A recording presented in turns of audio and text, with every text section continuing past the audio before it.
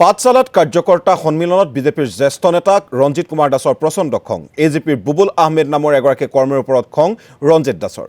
ৰঞ্জিত দাসৰ হাতত দল বিৰোধী কাৰ্যকলাপত জড়িত থকাৰ অভিযোগ আছে বুবুল আহমেদৰ বিৰুদ্ধে। সেয়েহে অগপৰ কাৰ্যকৰ্তাক সতৰ্কবাণী জ্যেষ্ঠ নেতা ৰঞ্জিত দাসৰ।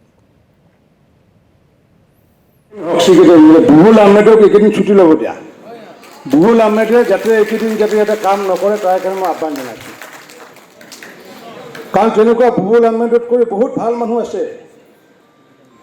আমাৰ যে শিল্পী পেঞ্চনাৰ হাৰুণ আলীকটো সকলোৱে স্বীকাৰ কৰে, সকলোৱে মানি লয়।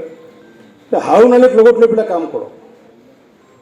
আমাৰ হেৰি আছে, ইছলামপুৰৰ আমাৰ হেৰি আছে মহিমুদ্দিন আহমেদ, আমাৰ যি পেঞ্চনাৰ সন্থাৰ সাধাৰণ সম্পাদক, তেওঁলোকক লৈ পেলাই কাম কৰক। এই যে বাবুল আহমেদ ইলাখনক এতিয়া আপোনালোকে ছুটি দিয়ক। যিমানে ফিল্ডত দেখিব সিমানে ভোট কমিব। তো ভোট অনাৰ কেপাচিটি এটা কেপাচিটিও নাই তেখেতে। আৰু যদি দিবাস্বপ্ন যদি দেখিছে যে বাবুল আহমেদে ভোট আনিব, যিমানে দেখিব সিমানে ভোট কমিব। কিন্তু মই এই কথাষাৰ আজি আপোনাক খোলাকৈ কৈ দিলোঁ। আৰু মই এই কথাখিনি মোৰ কাৰণে কোৱা নাই, দলৰ স্বাৰ্থত কৈছোঁ, NDAৰ স্বাৰ্থত কৈছোঁ।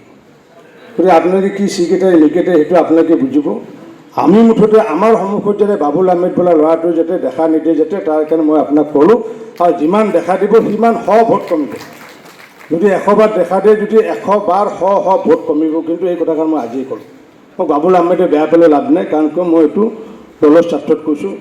আপোনালোকৰ লগত দলৰ লগত আছে থাকক, এইকেইদিনটো বেলেগত কাম কৰিব দিয়ক, মন্দিৰত কাম কৰিব দিয়ক। দলৰ কাৰ্যকৰ্তা দেখা নাই হাৰিয়ানাৰ পৰা আহি কাম কৰি আছে।